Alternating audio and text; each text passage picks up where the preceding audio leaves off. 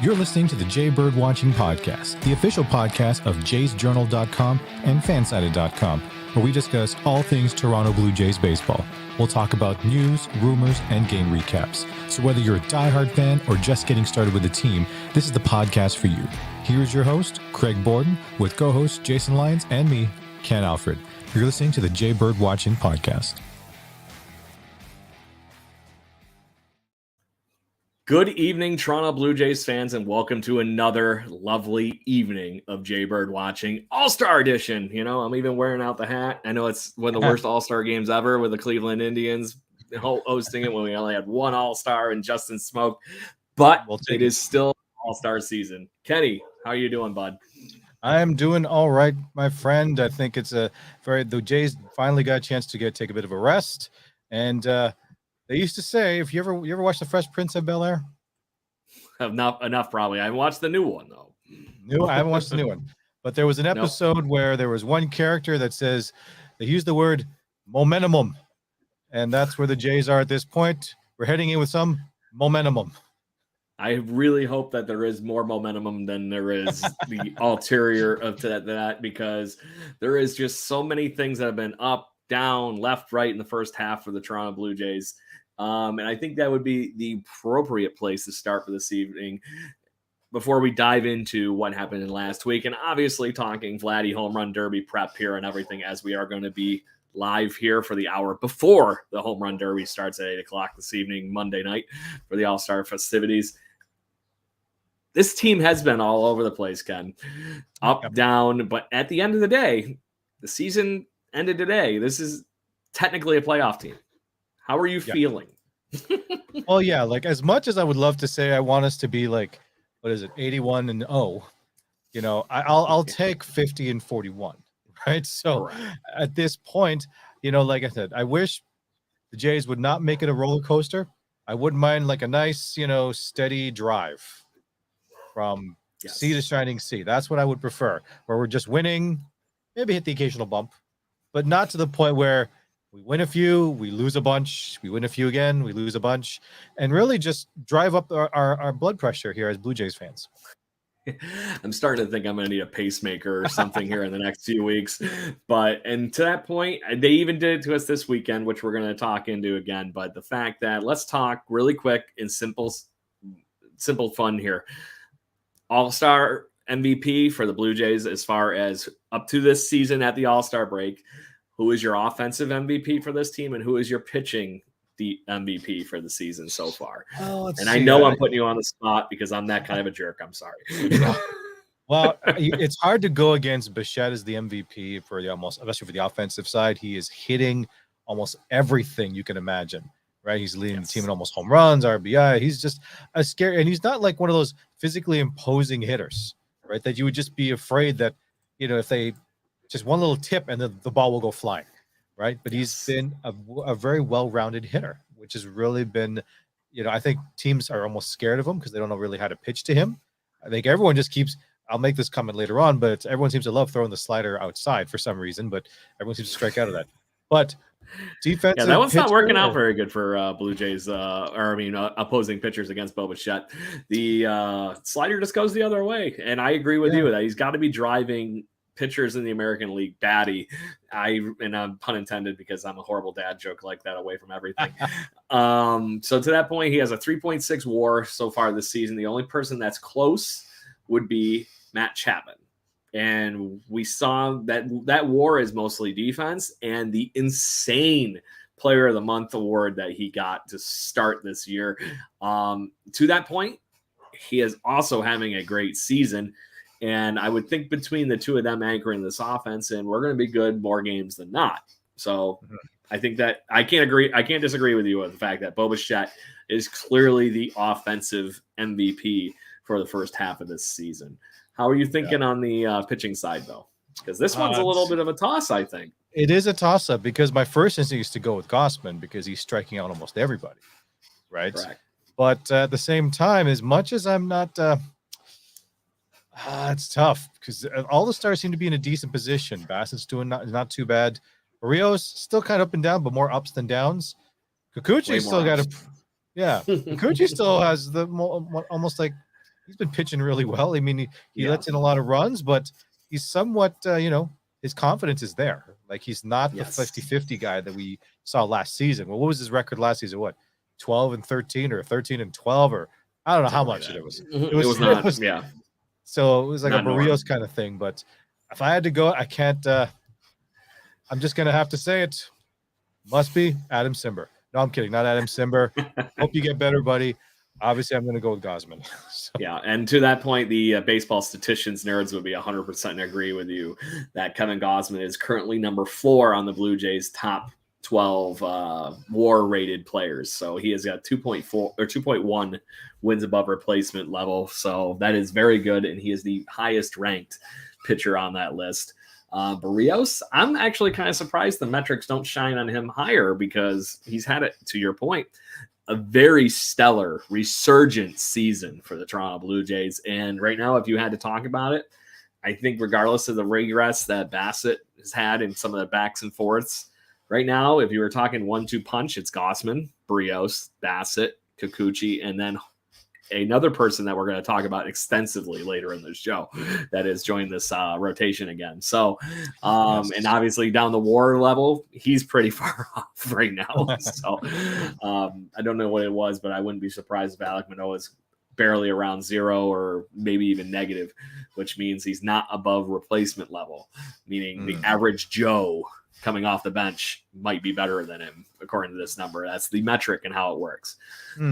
So are you curious how the ranking goes in that whole thing of how things are laid out for the whole, as far as who's on this list that I'm looking at here through the top 12? I'm curious. So you name number 1. Bo Bichette has, like I said, the best wins above replacement value at 3.6. Trailing just behind him, Matt Chapman at 3.4. And then if I was going to make another category here, Ken, that I would think the unsung hero category, and this is the one that I was shocked by the most because I knew he was having a great season, but I might have to start going back on some of the things I said in spring training, and that is Kevin Kiermaier with a 2.8 at number 3 on the Blue Jays WAR. So that is a number 9 hitter, as technically our 3rd best player on the team right now, Ken. Yeah, no, that's great. I mean, I love seeing the Jays getting, the stats are getting better for the Jays. I'm happy about that because I think we're gonna need these players, especially as we make it for that playoff run.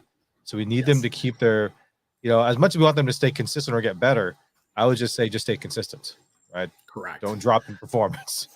Yes, and I would say that Kevin Kiermaier, up until some recent injuries over the last couple of weeks with his back and some other things, that he has been actually Mr. Consistency outside of Bo Bichette.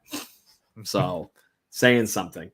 And then number 4, you mentioned the pitching heir to the throne here, Kevin Gausman.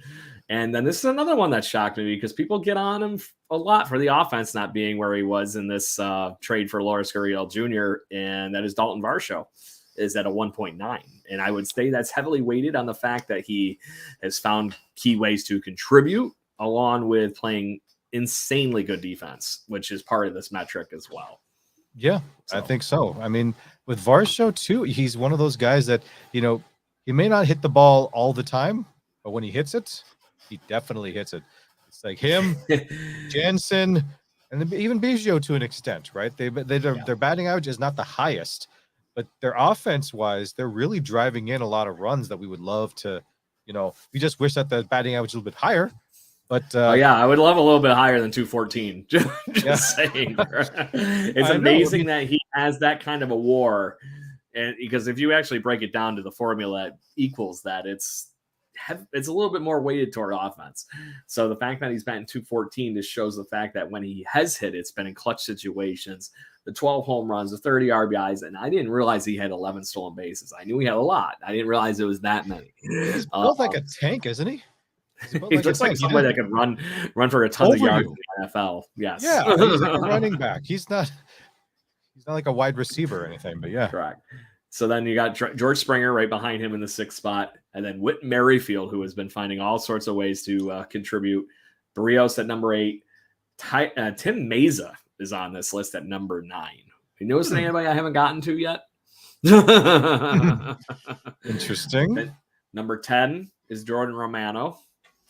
And then number 12 at exactly 1 WAR is Vlad Jr. and Brandon Belt just underneath that. So, Wow. But Uncanny. I think the right things are coming for Vlad, and I really hope tonight's home run derby lights a fire under him, because I have a strange feeling being around certain peers in Major League Baseball are going to get him anxious and get him moving. So I do think that's coming. But Well, yeah, that's a whole other topic. I mean, the thing with Vlad, though, because everybody knows he can hit the ball hard and far. I think everyone's expecting him to have at least 25 home runs already by the end of by the All-Star break. Yeah, and the thing kills me though is people happen. get on him and he's batting 274 and still has 58 RBIs. That's what I'm saying. He's like almost leading the team and runs batted in. Yeah, he is actually leading the team. And he's leading the team. And then people are worried that how come we need 25 home runs? He's hit 13. Yes. Really? You hit 13 home runs in the majors, buddy. Not to mention the 19 doubles. And in all reality, the reason the WAR number is low is because first basemen don't get great defensive metrics. If you have a first baseman that's at a 3.0 WAR, you have the equivalent of you're probably going to be MVP in just hitting categories for the Major League Baseball season at this time of year. So there's a little bit of weight to it because, like I said, you just don't make, even if he is the current Gold Glove stand-in for this season, it's hard to get a lot of bank because of the way the calculation for WAR is. But either way, the whole idea is to try boiling players down to one number so you can make levels and comparisons to even other players in other eras. That's the idea. The math is cold calculating, doesn't care about anything else. So, but to that point, I think everybody in this category here is stellar, and the reason that the Blue Jays do have all the wins that you had mentioned a few minutes ago. And to that point, there is room for growth. Like we were just saying, if Dalton Varsho starts batting 240, that's a big difference between where he is now and where he is at. If Vlad all of a sudden gets a little closer to 300, there's more home runs and hits in there. There's all sorts of things that could start really clicking for this offense. Yeah, absolutely. Especially if we had Espinal, Biggio, Jensen all hitting 240, man, we're going to be we were already the best hitting team last year. Now, I know we're not that far off this year, right? Correct. I think we're still fairly close to top 5, I believe. Then, that's one less thing to worry about, because if the offense is clicking, then we can just focus on, from the defensive side. Now we know we can score. Now how do we prevent the runs from scoring on us? Correct. And I think there's enough chips in the right places on that outside of what the Blue Jays might need for future coming in the trade deadline here, which is a whole nother conversation, like I said, that we're going to get into here in a minute. So before we dive into that kind of stuff, as we preview the All-Star break and then where we're going here after the second half of the season where the Blue Jays need to get to the promised land, let's talk the last week in Toronto Blue Jays baseball, Ken, because this was a fun week for Blue Jays fans and a very weirdly tight series against the Detroit Tigers. Yeah, I know. I know. But let's talk White Sox first, where we were able to sweep a doubleheader and take the first game of the series. How important do you think that was, them sweeping that doubleheader to getting some of this momentum that's currently at their hands? I think it's vital, because I think once we got swept by the Red Sox, I think the Jays were probably questioning themselves a little bit, because to them they probably assumed that Boston's like a playoff rival team, so let's take these 3 games in Boston and just say, we'll treat it like it's a playoff game, and we lost all 3, right? That doesn't help the confidence. So I think we all talked about last week that this coming week, which is this past week, we need to get the confidence back, and the White Sox unfortunately were the most perfect team for us to really get our confidence back. Sweeping especially that doubleheader, really, I thought really drove them into that. It was well pitched, well hit. Everything was going the right way. They didn't run away with either of those games, but the fact that they come back and do some, key things in the first game, squeak out that win, they do what they did in the doubleheader to be able to keep running with it. And I just think it was the perfect way of putting the pieces back into together, because in a doubleheader, especially one that ran into extra innings like it did in the first game, everybody is manning their battle stations in that camp. There's nobody that's just sitting there on their laurels waiting for the next thing. They're all finding a way to contribute and run with this whole thing. So absolutely. So they took that momentum into Detroit, and there was a lot of momentum in that first game for Alek Manoah returning to the major leagues from his first thing. They tune up the Tigers for a 12-0 or 12-2 win, and were able to really distance themselves a little bit. But like I said, the headline of that game, outside of the offense being crazy, was that Alek Manoah looked like Alek Manoah. That's the Manoah that we want to see, right? That I mean, I'll be honest though, when I found out he was going to be playing this past Friday, I was like, what? Because I'm thinking, all right, I was slightly flabbergasted myself. Yeah, because I think we were talking in the previous episode. We're like, okay, maybe he's got to stay in, play a few more, AA, AAA games just to get his confidence back. Correct. I mean, they did pick a good team for him to really try to get his confidence back, right? It's not like we put him up against Boston, or we didn't put him up against Baltimore or Baltimore. We put him against the Tigers, who I think is 38-50, so they're not really doing that well this season.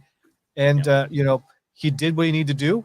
It wasn't like a dominating performance, like striking out like 25 guys, but he only had a couple of runs in that he let in, got 4 or 5 strikeouts, but he was hitting his spots, and I think that was the one we were looking for, right? Because we had a whole episode on Manoah where during his struggles he had trouble finding the spots to hit, and against Detroit he was able to find those spots again. Let's hope it continues moving forward.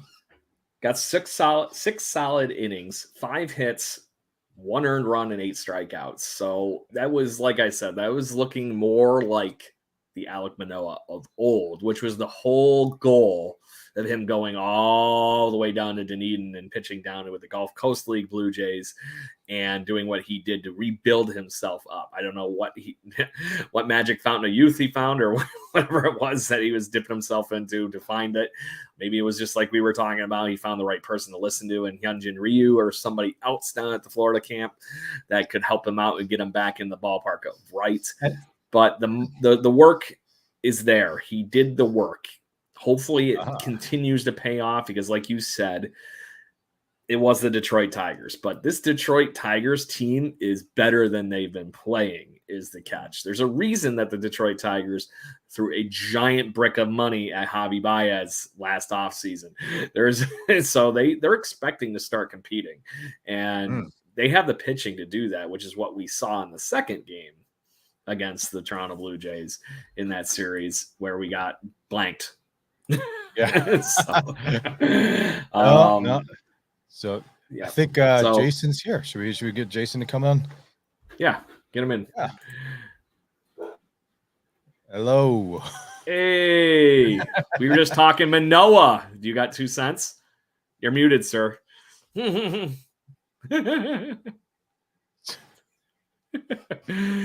the headphones in, guy. Still got nothing. Jason. Hey. Oh. There we go. All so right. we were just talking the Alek Manoah start. So is there anything you noticed? I watched the whole thing, actually.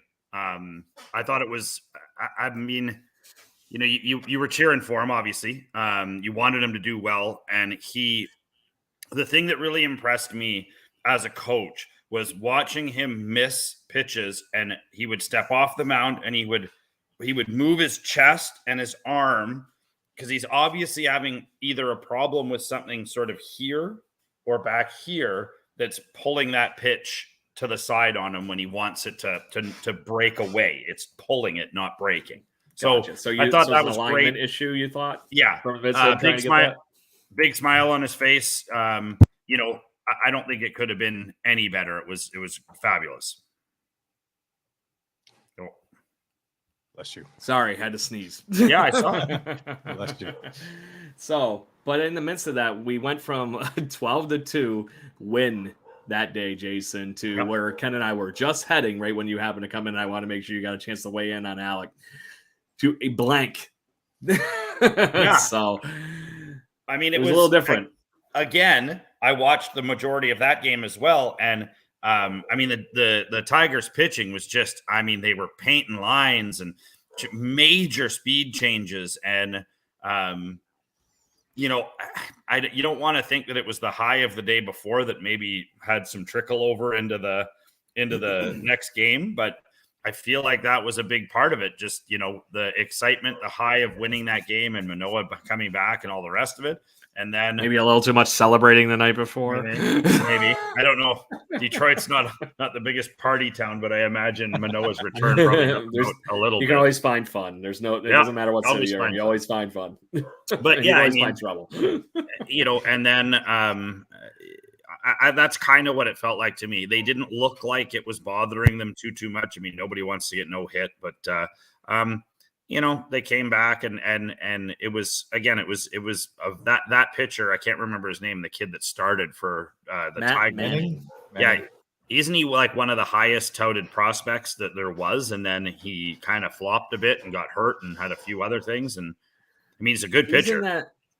I'm trying to think of, I would say he's had the kind of like the career of Kevin Biggio equivalent in a pitcher. You expect all the world for him, but he hasn't had a chance to really, really run with it. Gotcha. So to that point, though, it was very, very, very cool to see. And that I was still, as a selfish baseball person, I was wishing that he got left in. Yeah. So we had a chance to see a real no-hitter. But to that point, the Tigers bullpen completed the 6th ever no-hitter against the Toronto Blue Jays, even though it was a combined no-hitter. Does anybody remember who might have thrown the last one? I want to say it was Paxton. That one's sandwiched by a pair of Justin Verlander no-hitters. Oh, well, there you go. So Verlander did it. Okay. If you were a betting person, there's 6 Blue Jays the Blue Jays have been hit 6 times. Justin Verlander's thrown 2 of them. Jeez. And they were both in the Rogers Center. Wow. Of course. So the last 3 no-hitters that the Blue Jays had until this combined no-hitter occurred in the Rogers Center. So this is the first one in a long while since they were last no-hit.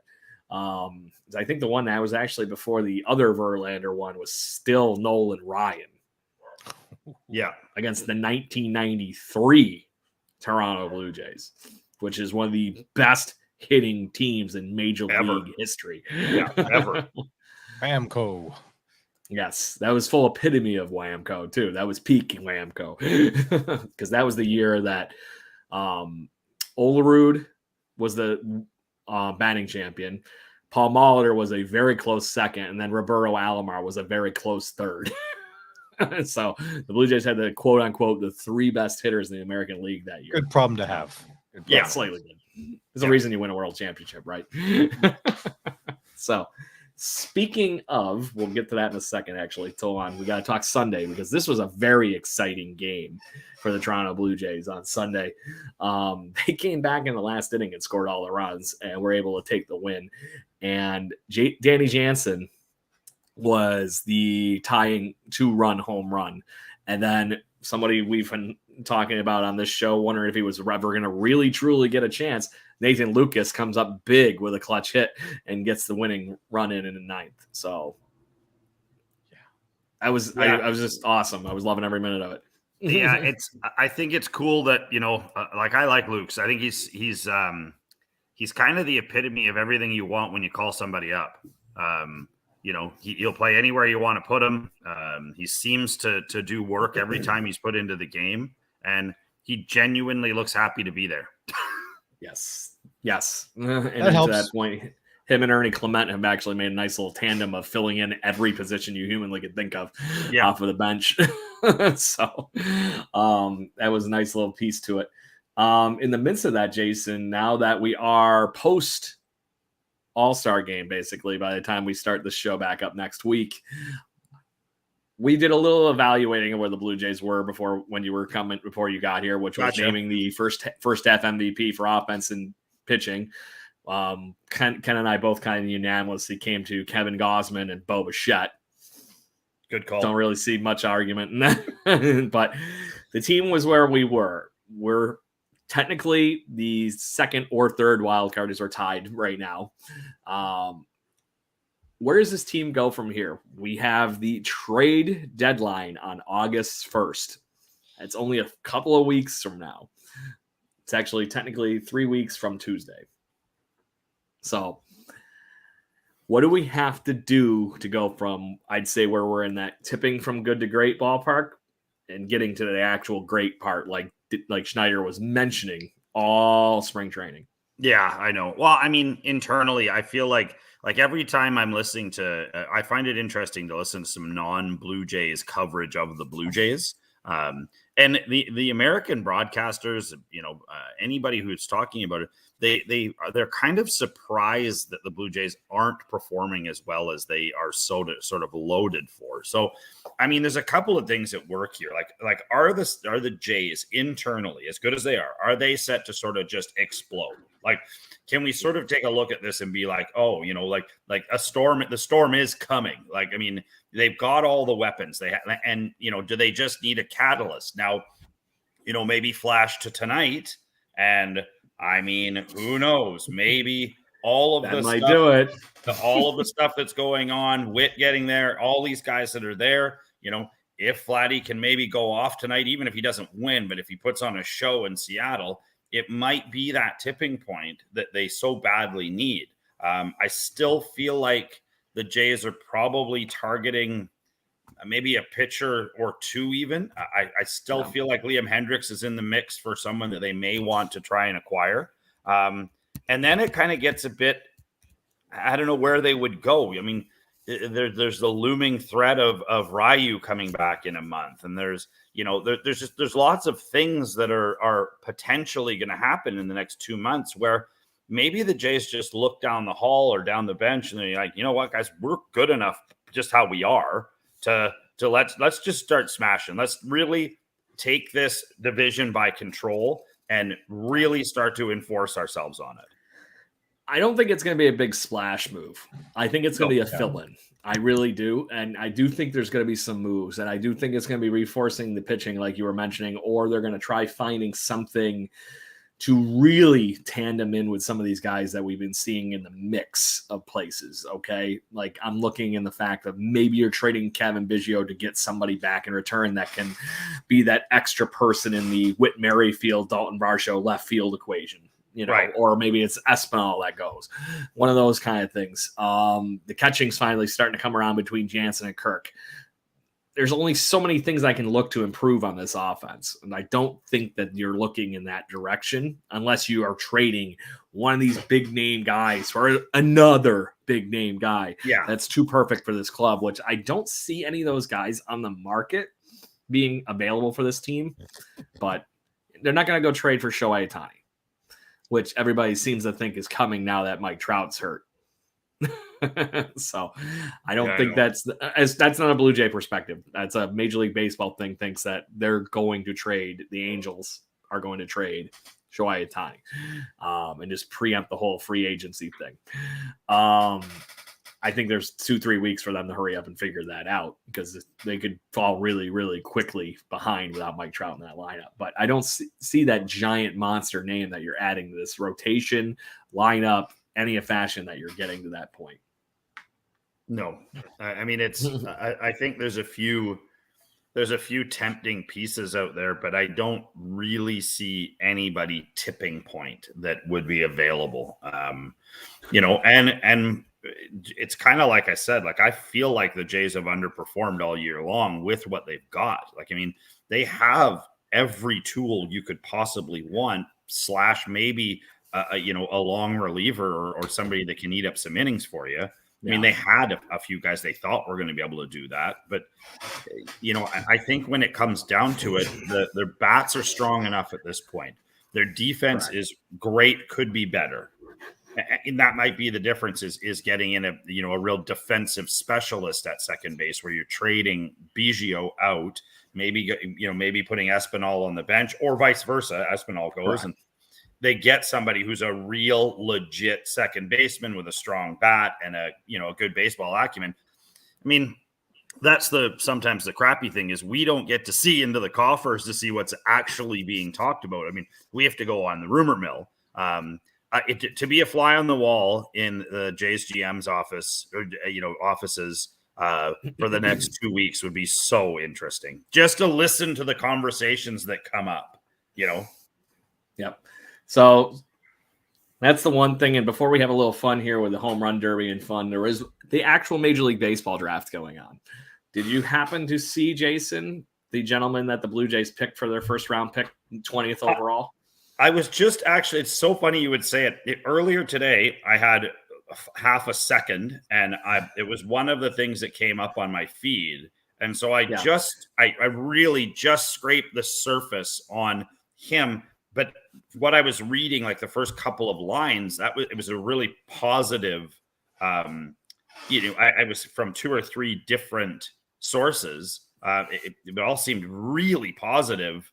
And that maybe, which is what a first round pick should be.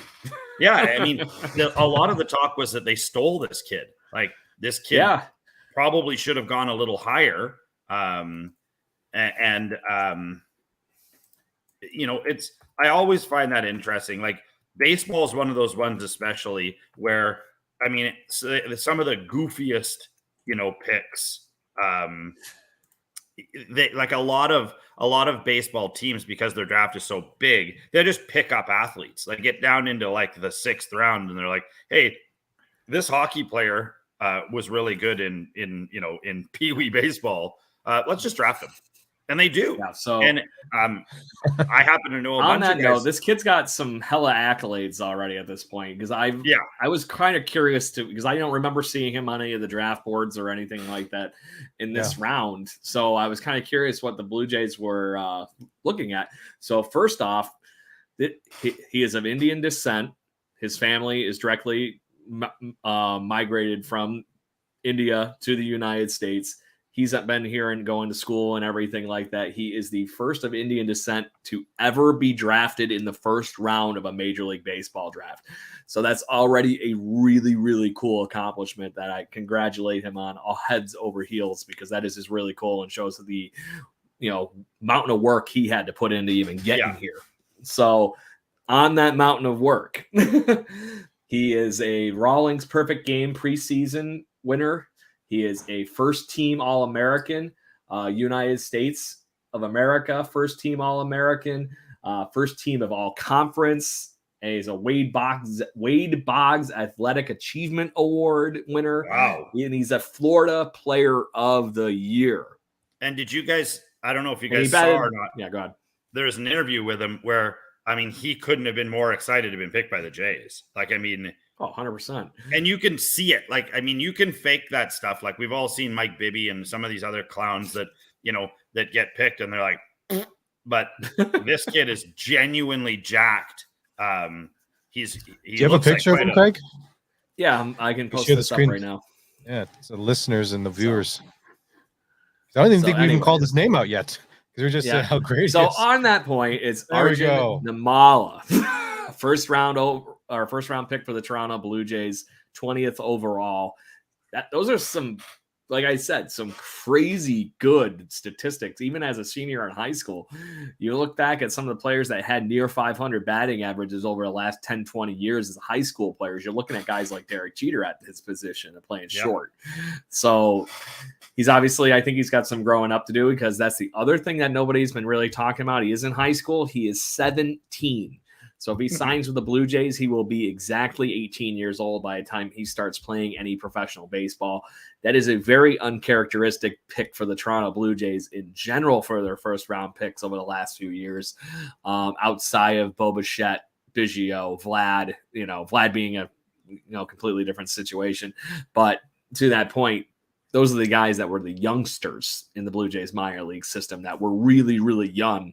But most of their picks have been college picks with this new front office. So I thought this was pretty, card showing as far as where the Toronto Blue Jays think their draft picks should be going and trending in the right direction for the next few years, because this is something they haven't been doing. Didn't you say, Craig, that he was a cricket player originally? Like that's the sport he played before baseball. That was one of the things that they were talking about during the interview. And then just because I can be this person, we'll do this while we're chit-chatting. Yeah. This is him and his family during the draft pick going, when's it going to happen? When's it going to happen? And wait, here it comes. So could you imagine the happiness? Wow. oh, I couldn't even imagine, the fact that his family was all there for it and everything. That is too fun and too perfect. And I'm curious how much younger his other brother there, or his cousin or whatever, that's tall there. Yeah. He looks like a baseball player too. I'm going to get him signed out. Hurry up and sign that kid too. Just get it over with. Yeah. So, but that was really, really cool to see. And as far as Blue Jays fans are concerned, it looks like this kid has got the stuff. And I think this is that interview you were talking about. And I didn't mean to unmute it, but to that point, crazy good shortstop. And it looks very interesting where the Blue Jays are going to be able to go with his talents and stuff, as I give you feeds from, MajorLeagueBaseball.com on Twitter. Yeah. Make sure I call that out before I get in trouble. But this is actually months ago at the draft combine. So it was interesting to see that he performed really well there too, as the Major League Baseball has finally gotten into the idea of what the NFL and all these other sports are doing with having an actual athletic competition for college kids and high schoolers to come and participate at. And to that point, now you're looking at the Toronto Blue Jays, possible shortstop of the future here. So always a fun conversation to be having. I find it super interesting. So one of the guests that I'm trying to get on the show is the physical trainer for the Philadelphia Phillies for the last 15 years. His name is Dong Lin. He's helped us out a lot with our little league team. If you guys, if the guys out there want to check somebody out, this video guy's a guru. Dong is amazing. So Dong was just telling me that he was down at this combine and the one that they just had, and he's like, I've been in baseball for 25 years. I've never seen anything like this. He goes, most baseball players don't have a bar that they can look at, because you go to a tournament with a team and you may have a couple of kids on your team that aren't as good as the rest. It's hard to measure how you would do in team sports when you are just considering the one athlete. So what he was saying is this is massive for kids who are really athletic and maybe don't play on the best of team, because that certainly does happen. And you don't want to get showcased in a game where you hit 5 home runs and you lose, right? You want you want it to look like you're part of the team and making the team, as good as you can make it. But we talked at length about this the other night, and really cool and really cool to see, a high schooler with the savvy that this kid's got, and that the Jays, somebody in their scouting staff did some homework on this kid, because, athletically he's incredibly gifted. Look how nice the swing is. Oh, it's unreal. It's just nice and compact. Very smooth. And he looks like a baseball player. And to that point, it'll be interesting to see what he looks like at the age of 20, because I have a strange feeling those skinny little arms are going to turn them, pythons. And he'll be able to hit some home runs. It's funny because, stories like this are pretty cool, where, he's obviously of Indian descent, and cricket was probably sport one for him, which involves a lot of the aspects of baseball. And a lot of people don't realize how mirrored the sports are. So give me 1 second to just say this story. So there is a kid on our little league team. His name is Dovan Heerden. So he's 12. He's 5'9" and 175 pounds. Okay, so right there, he has an athletically gifted body, because he's that big at this age group. So Doe hits home runs like I eat donuts. He can't be stopped. They can throw the ball off the plate, high, low, inside, outside, wherever they throw it. This kid just mashes. He's good in the field. Do you know where he started? Cricket. He's from South Africa. 4 years ago. 4 years ago, dude had never played baseball, and he's now our best baseball player. It's amazing how good athletes can translate into other sports. And to that point, I think this is very similar to what we always hear with the Blue Jays announcers saying that Bo Bichette played tennis and was an elite tennis player. And the reason he can just wait and then knock the ball the other direction is because he's used to being able to have to do that, to flip it to the other side of the tennis court. It's amazing how all these things flip into each other. And I just love this so far. And watching this kid even hanging out and talking with Harold Reynolds and Greg Amsinger, who are two of the better MLB.com and MLB TV guys. So it was very Harold cool Reynolds to see does that not get enough run in my book. I got nothing but time for Harold Reynolds. And the other thing, boom, see ya. Yeah, see, there you go. See, there's your fun with the cricket. I had to show it now that I showed it. Yeah. So I think the scouts really got to start looking into the crickets right now to really find out the next thing, especially if Arjun actually turns out to be the star that we're hoping he is. That could be like you said, the next thing that they're going to look at, not just college anymore. You're talking like totally another sport, right? Because and the baseball, skills are great. Baseball is exploding in other parts of the world as well. Like, I mean, I think the Jays also have a kid who's playing in their Future Stars game, maybe today or tonight, whenever the Future Stars game is at the major. The Blue Jays kid is from the Netherlands. And so I think what you're starting to see now is with professional leagues, a very good one in Australia. I know that there's 2 or 3 in the Netherlands. I know that a guy that helps us train a little bit that is trying to become a pro ball player. He's in Denmark right now playing. So the opportunities are out there. And I mean, where classically, I think just like what you were saying, Ken, is that classically, you needed the kids to come through some sort of a high school program and then come through college and then become a baseball player. I feel like what we're seeing now is and Shohei is part of this, is we're seeing the elevation of an athlete being able to maneuver around. And if you're good and big and strong and you can run fast, you can pretty much do anything. So it all comes down to and I see with a lot of these kids, a lot of them are multi-sport kids as well.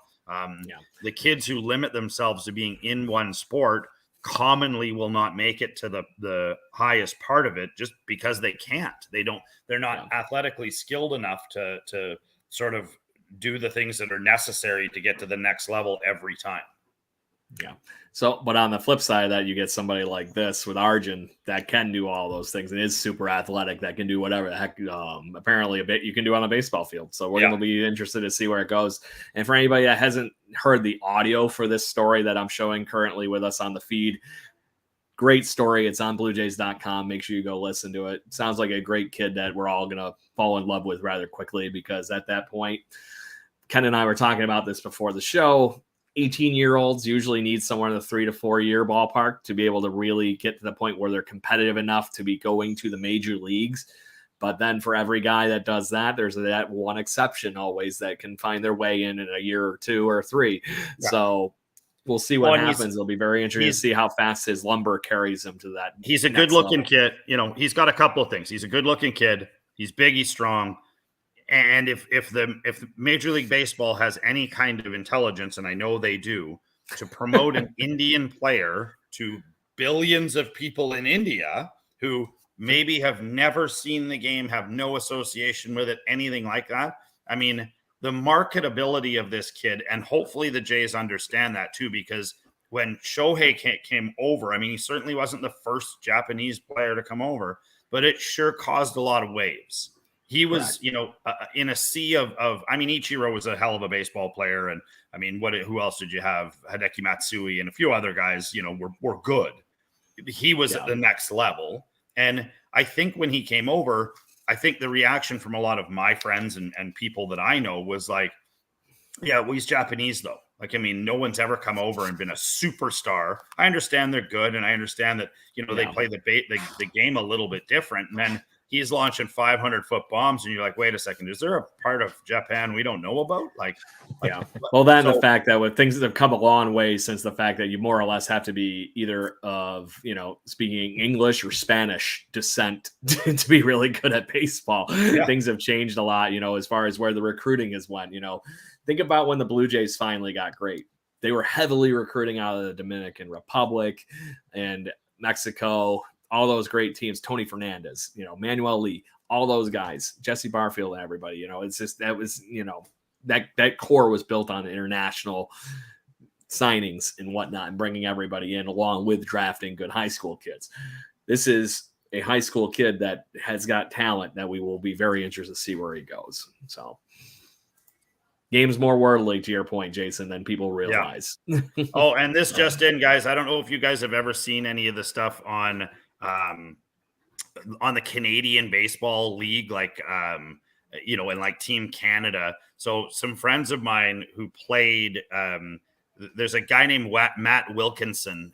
If you get a chance, look him up. He's playing at Central Arizona College right now. His nickname is Tugboat, and you'll realize why as soon as you see him. He got drafted today by Cleveland, which is so awesome. Canadian kid. He's a beauty. He's built like a fire plug. Oh, that's so cool. It just came up on my feed. Sorry, I didn't mean to. Make sure you retweet it or whatever. We'll put it out there. Yeah. But anyways, so we are only 7 minutes from the home run derby. While we talk about the All-Star game itself with the Toronto Blue Jays and we talk home run derby, because we are hoping Vlad gets a chance to do more of this evening, where we get to see flat out what he did as a current home run derby record still. He hit 91 home runs during this outing here. Funny enough, against Matt Chapman. But to that point, boys, I'm looking very forward to watching John Schneider and him try to rekindle this whole thing where he just smashed baseballs for an evening in Cleveland. And funny enough, I didn't even realize it. That's the hat I'm wearing. I forgot there was something outside of Justin Smoke making that. I forgot this happened at Progressive Field too. So in the midst of that, this was a show for the ages. And as we just watch him, like I said, destroy 76 baseballs here. So guys, what are you looking forward to? How do you think he does tonight? And his first round, I forgot who he was playing against. Mookie. His first Mookie. So he's got a sizable challenge with the number 3 seed in this tournament against him. Luis Robert, who is Mookie's mashing right now. Like in the last 10 games, the ball must look like a basketball coming across the dish at him. He's just hammering everything. And you want to talk about smooth swingers? How about Mook? I know, right? As an aside, I think that Vladdy gets through Mookie. I feel like Julio Rodriguez, he's going up against Arenado, is he not? In the first round?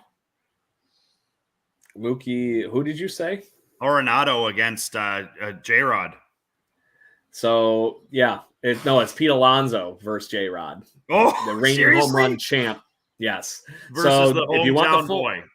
Yeah, so for the full match outs, the hometown team player anyway.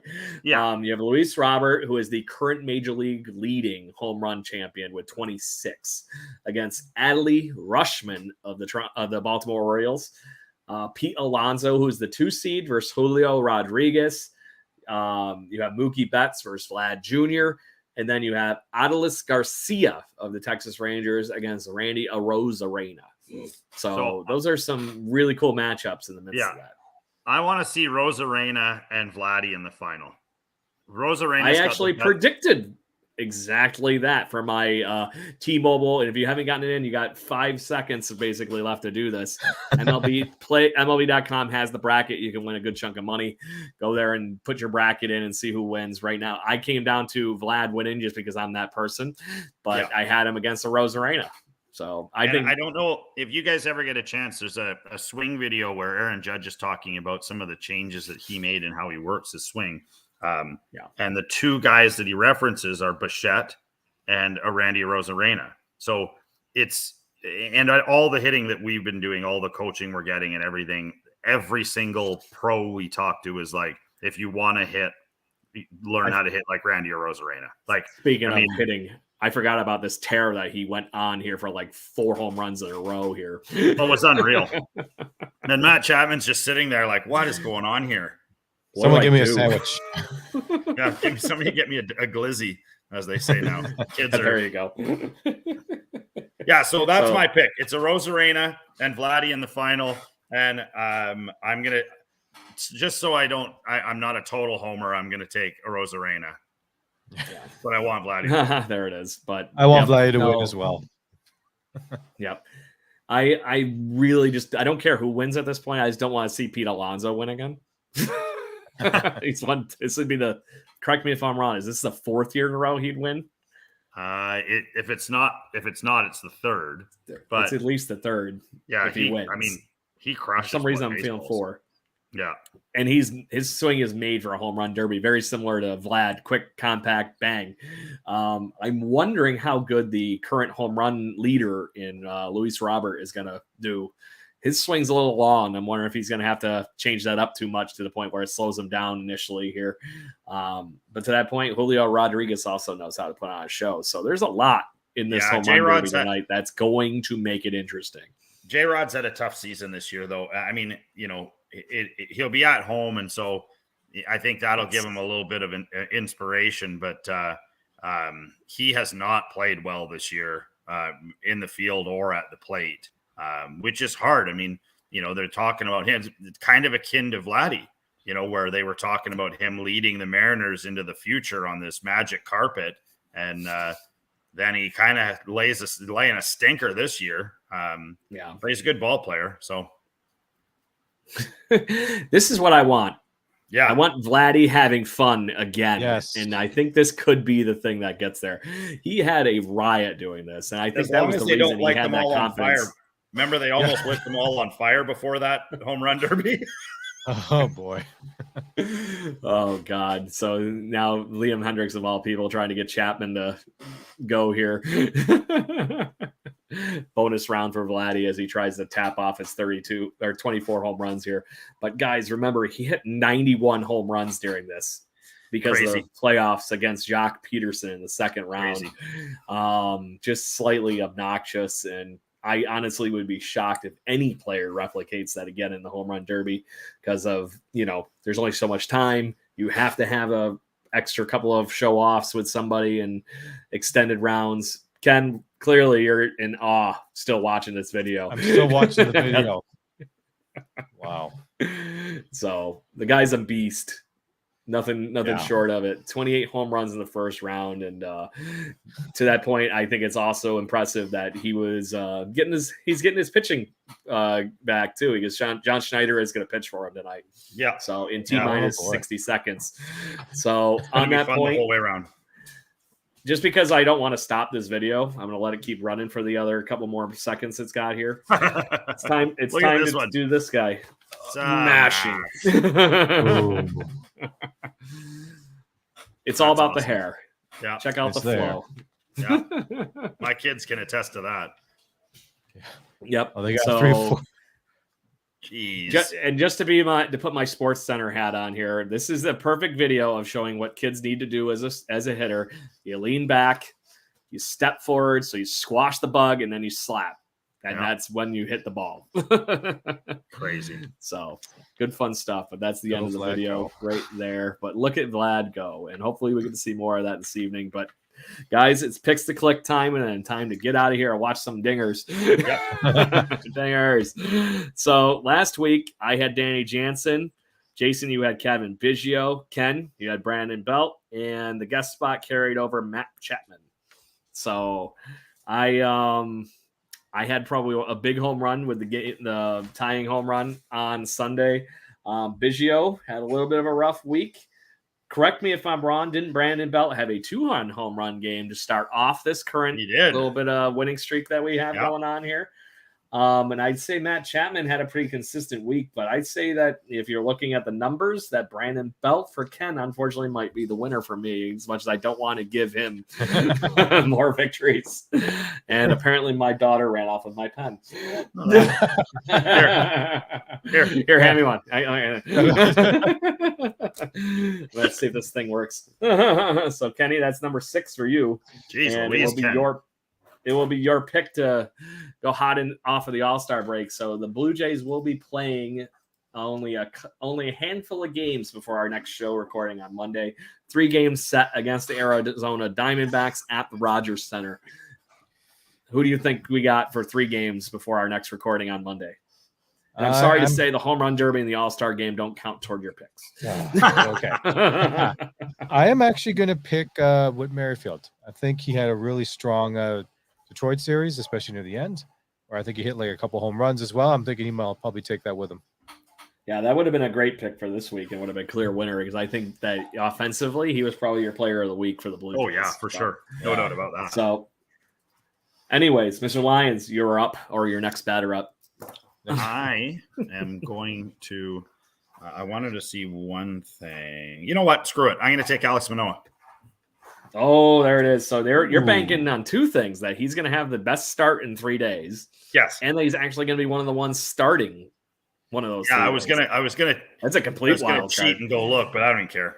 Yeah, they haven't announced anybody. You wouldn't be looking for much. Is he pitching against Arizona? I don't know. We don't know. He's taking a full flyer. You know, he's just hoping for the best. He's like last time. Oh, you mean has he pitched against him in the past? Well, no. I just wondered if they'll try to put him in series against teams that the Jays will probably win. That's I'm kind of curious if that's how they're going to try to workload play him. I'm just putting full wind behind Manoah's sails at this point. Just wind away. Yeah. Yep.